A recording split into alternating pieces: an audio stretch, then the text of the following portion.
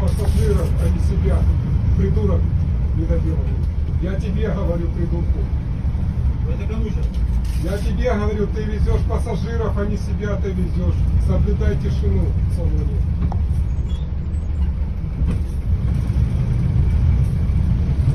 Ты обслуживающий персонал, официант. Так и будь официантом. Иди себе спокойно. Так, давай с машины выходим, кто там будет сделать? Пошли пообщаемся. Кто там возникал? Кто возникал? Кто возникал? Кто возникал, я не понимаю. Кто возникал? Кто возникал, покажите. Кто возникал?